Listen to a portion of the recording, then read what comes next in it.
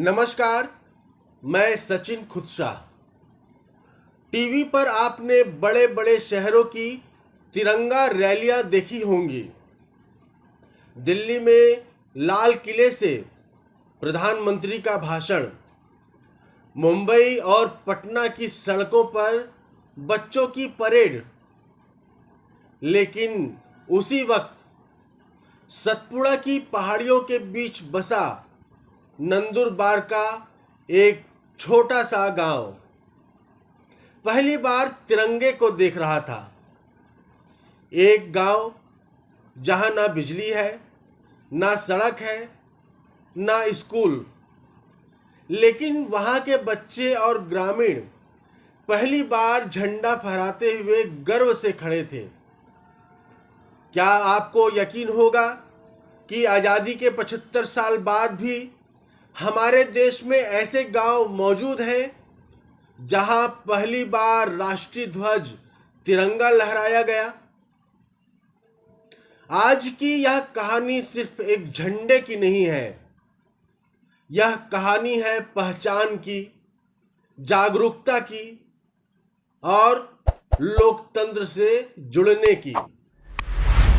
एक गांव जहां कभी तिरंगा नहीं लहराया गया था। हाँ, आपने सही सुना। भारत की आजादी के 75 साल बाद एक गांव ने पहली बार तिरंगा फहराया। ये सिर्फ एक झंडे की कहानी नहीं है, ये कहानी है उस चुप्पी की जिस पर कभी किसी ने सवाल नहीं पूछा। ये कहानी है उस भूले हुए कोने की जो भारत का हिस्सा तो था, लेकिन भारत उसके हिस्से में देर से पहुंचा। नंदुरबार जिले का उदाद्या गांव मुंबई से महज 500 किलोमीटर दूर, नजदीकी तहसील से भी 50 किलोमीटर, 400 लोगों की आबादी। लेकिन आजादी के 7 दशक गुजर जाने के बाद भी यहां कभी तिरंगा नहीं लहराया। इस साल यह चुप्पी टूटी। 20 साल का एक नौजवान गणेश पवार, ना बिजली ना नेटवर्क, लेकिन गणेश ने अपने फोन पर इंटरनेट से एक वीडियो डाउनलोड किया। वीडियो सिखा रहा था झंडे को सही तरीके से खंभे पर कैसे बांधा जाए। 15 अगस्त की सुबह गांव के 30 बच्चे और दर्जनों ग्रामीण इकट्ठा हुए और गांव के इतिहास में पहली बार तिरंगे को सलामी दी गई। यह क्षण केवल भावनात्मक नहीं था, बल्कि ऐतिहासिक भी था। यह संभव कैसे हुआ? उदाद्या में गणेश बच्चों को पढ़ाते हैं। यह स्कूल किसी सरकारी योजना का हिस्सा नहीं है, इसे यंग फाउंडेशन चलाती है, एक संस्था जो डोनेशन के पैसों से बच्चों की पढ़ाई का इंतजाम करती है। संस्था के संस्थापक संदीप देवरे कहते हैं, यह इलाका प्रकृति से भरपूर है। नर्मदा नदी भी यहीं से गुजरती है, लेकिन यह पहाड़ी इलाका इतना दुर्गम है कि सड़कें और सरकारी संस्थान अब तक यहां पहुंच ही नहीं पाए। ये गांव देश के नक्शे में बस नाम भर के रह गए। यंग फाउंडेशन ने इस बार ठाना कि उदाद्या ही नहीं बल्कि खपरमाल, सदरी, मंजनीपाड़ा में भी तिरंगा फहराया जाएगा। 4 गांवों के 250 बच्चे और सैकड़ों ग्रामीण इस पल के गवाह बने। यंग फाउंडेशन ने तय किया कि उदाद्या के अलावा खपरमाल, सदरी और मंजनीपाड़ा जैसे गांवों में भी भारत का राष्ट्रीय ध्वज तिरंगा फहराया जाएगा। इन गांवों में ना कोई सरकारी स्कूल है, ना कोई पंचायत भवन और ना ही कोई अस्पताल, इसलिए कभी झंडा फहराया ही नहीं गया। देवरे कहते हैं ये सिर्फ एक झंडा फहराने का कार्यक्रम नहीं था, यह ग्रामीणों को उनके लोकतांत्रिक अधिकारों की याद दिलाने की शुरुआत थी। वे स्वतंत्र रहते हैं, लेकिन अधिकारों की जानकारी ना होने से मजदूरी और लेन देन में अक्सर शोषित होते हैं। सदरी गांव तक कोई सड़क नहीं है, लोग पगडंडियों पर पैदल चलते हैं या नाव से नर्मदा नदी पार कर दूसरे गांवों तक जाते हैं। इन गांवों में ना तो सरकारी स्कूल है, ना ग्राम पंचायत का कोई कार्यालय। यही वजह है कि आजादी के 7 दशक बीत जाने के बाद भी यहां झंडा नहीं फहराया गया था। देवरे कहते हैं यह पहल सिर्फ झंडा फहराने तक सीमित नहीं थी, यह लोगों को उनके लोकतांत्रिक अधिकारों के प्रति जागरूक करने की शुरुआत थी। यहाँ के आदिवासी स्वाभाविक रूप से स्वतंत्र जीवन जीते हैं, लेकिन संविधान में दिए गए अधिकारों की जानकारी न होने से वे अक्सर शोषण का शिकार होते हैं। सदरी गांव तक पहुंचने के लिए सड़क तक नहीं है। वहां के लोग पगडंडियों के सहारे या नर्मदा नदी में नाव के जरिए दूसरे गांव पहुंचते हैं। सदरी के भुवन सिंह पवार कहते हैं हमारे बच्चों को वही कष्ट झेलना न पड़े, इसलिए मैंने अपनी जमीन पर स्कूल के लिए जगह दी, लेकिन स्कूल चलाने के लिए यंग फाउंडेशन को डोनेशन पर निर्भर रहना पड़ता है।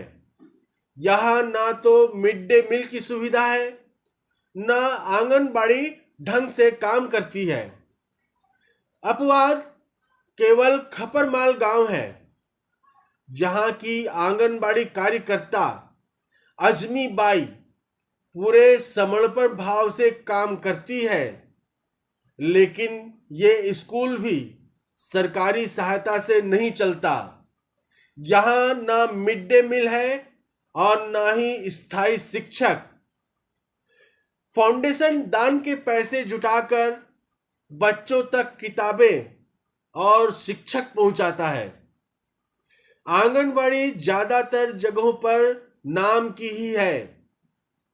सिर्फ खपरमाल की आंगनबाड़ी कार्यकर्ता अजमी बाई ईमानदारी से अपना काम करती हैं। आज भी इन गांवों तक बिजली ग्रिड नहीं पहुंची है। ज्यादातर घर छोटे सोलर पैनल से रोशनी का इंतजाम करते हैं। यहाँ की बोली पावरी है, जो ना तो पूरी मराठी है और ना ही हिंदी। बाहरी लोगों के लिए संवाद करना मुश्किल होता है।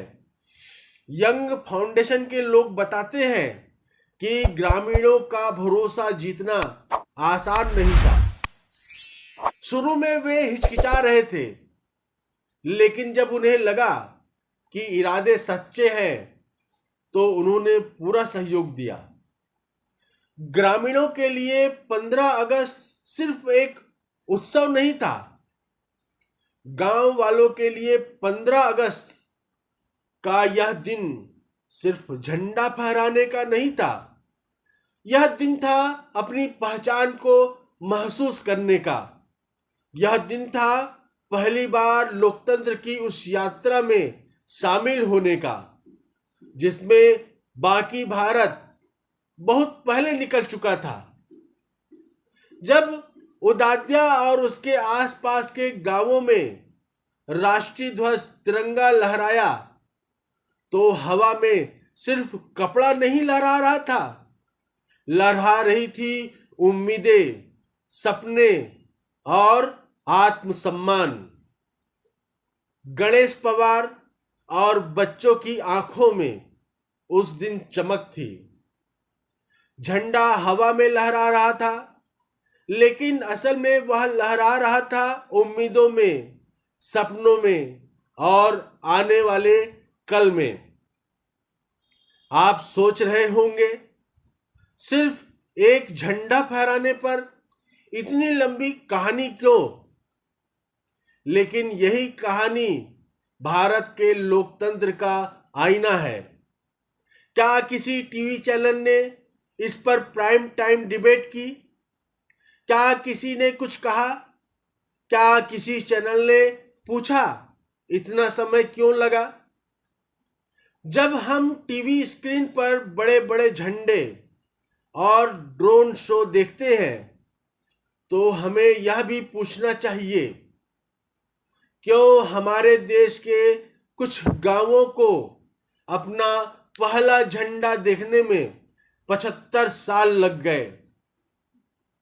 यह सिर्फ एक सवाल नहीं है, यह उस विकास मॉडल पर उंगली उठाता है जो चमकते शहरों तक तो पहुंच गया, लेकिन पहाड़ियों में छिपे इन गांवों तक नहीं।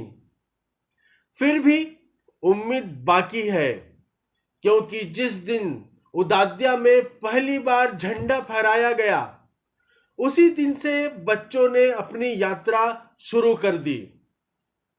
शायद उन्हें अगले 75 साल तक सड़क, स्कूल और बिजली का इंतजार ना करना पड़े, क्योंकि असली आजादी तभी होगी जब तिरंगा आसमान में नहीं बल्कि हर बच्चे के जीवन में लहराएगा। हमारे लिए यह खबर शायद एक छोटी सी कहानी हो, एक झंडा, एक गांव और वहां के कुछ बच्चे। लेकिन सोचिए, जब आजादी के 75 साल बाद कोई गांव पहली बार झंडा फहराता है तो यह हमारी लोकतांत्रिक व्यवस्था के बारे में कितना कुछ कहता है। यह बताता है कि विकास के नारे और झंडे की तस्वीरें टीवी स्क्रीन तक तो पहुंच जाती हैं, लेकिन नंदुरबार जैसे गांवों तक पहुंचने में हमें 75 साल लग गए।